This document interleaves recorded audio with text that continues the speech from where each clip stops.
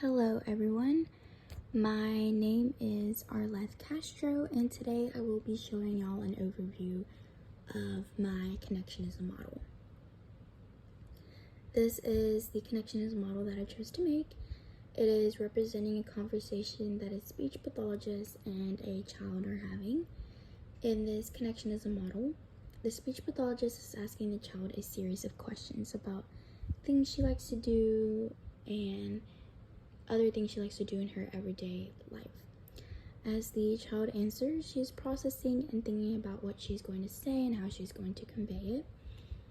In this connectionism model, they also show how she pronounces what she conveys and says.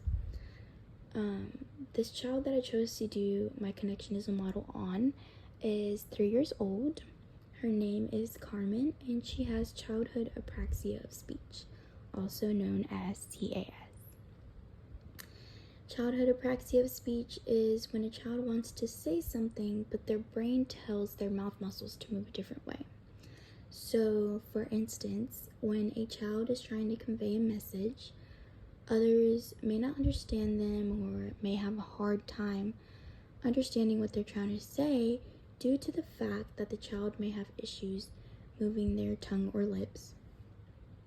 According to Apraxia, children with childhood apraxia of speech may have other developmental problems such as trouble with reading, spelling, and writing, and delayed language and fine motor skills.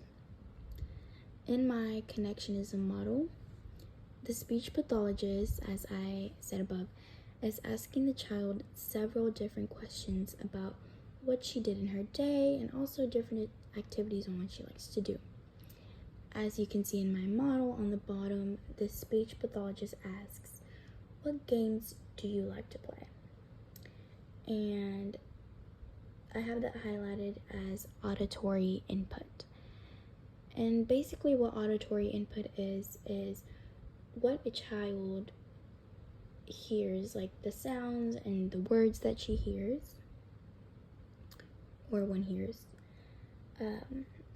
Above that, we have the hidden units, and we see all the lines connecting to all these different words. So basically what that is what the child is thinking and trying to process, basically what the child heard or the sounds that they heard, etc.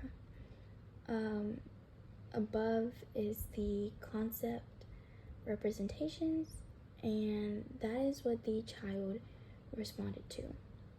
So the child says, "I like Mario Kart." That is her response to the speech language pathologist asking what games she likes to play.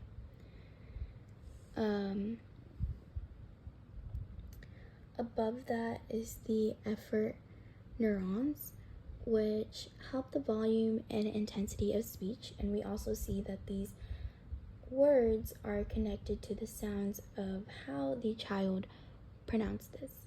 Above that is the articulation output, which is how the child pronounces what they intended to say. So again, she replied and she said, "I like Mario Kart." However, due to the fact that the child has trouble articulating certain sounds and moving her tongue and mouth a certain way, she pronounces it a little differently.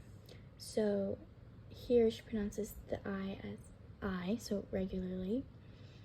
And like, she says I, Y, Ma, We, O. So, and like, she doesn't really pronounce the L or the K. So she says I, Y. And in Mario, she says Ma, We, O. So she has a little trouble pronouncing the R.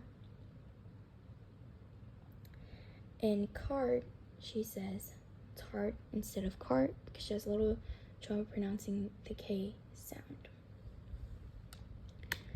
Overall, I this model can be used to learn language because of the different auditory inputs the speech language pathologist may ask or different letter sounds they hear.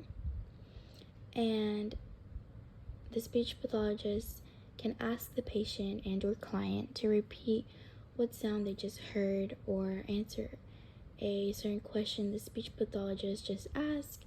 This model can also help by hearing how the patient may respond and how they articulate certain sounds and words.